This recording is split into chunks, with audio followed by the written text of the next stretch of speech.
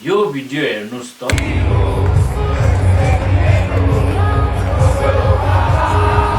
Game हो, एउटाले जित्छ त अर्कोले हार्नै पर्छ। अब कुरा गरौँ मेस्सी र रोनाल्डोको। मेस्सीले कहिले पनि रोनाल्डोको बारेमा नराम्रो बोलेका छैनन् र रोनाल्डोले पनि कहिले पनि मेस्सीको बारेमा नराम्रो बोलेको छैन। किन भन्दाखेरि एउटा भनाइ छ, great people recognize great people. महान मान्छेले मात्र महान मान्छेलाई चिन्छ। सोसल मिडियामा एकले अर्कालाई यति तलसम्म गिराउनको लागि हामी पछि परे। अहिलेसम्म तपाईँले वडा कप जित्नु भएको छ, अहिलेसम्म तपाईँले पालिका, प्रदेश स्तरीय र राष्ट्रिय स्तरको मात्र पनि खेल खेल्नु भएको छ।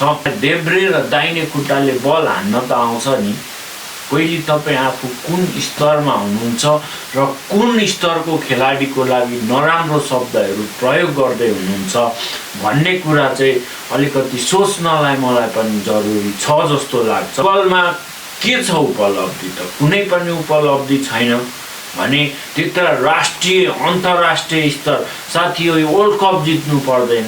वर्ल्ड कपमा गएर खेल्नु पनि कति खेलाडीहरूको चाहिँ सपना छ। त्यो लेभलमा छिरिसकेको खेलाडीको पिक्चरलाई चाहिँ मिम बनाउने, डिसरेस्पेक्ट गर्ने शब्दहरू बोलेको चाहिँ हो। म मेस्सीको फ्यान हो, तर रोनाल्डोको बारेमा नराम्रो शब्द बोलेको मलाई यामाललाई भनी रेस्पेक्ट मेस्सीलाई 39 वर्षको उमेरमा आएर पनि यो लेभलको खेल प्रदर्शन गरेर चाहिँ आफ्नो चाहिँ खेल प्रदर्शन गर्नु भएको छ।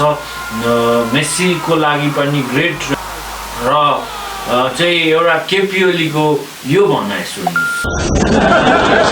चान्स पायो कि नेपालीले गर्छ, चान्स पायो भने नेपालीले गर्छ। मेस्सीलाई एउटा जवान खेलाडीले आएर दिन्छ, केपिओलीलाई एउटा जवान केटाले आएर दिन्छ। बाउले छोरालाई सबै कुरा हस्तान्तरण गरेर जान्छ। पुस्ता सक्यो, अब युवा पुस्ता चाहिँ आउँदैछन् भन्ने कुरा चाहिँ बुझ्नलाई यहाँ जरुरी छ।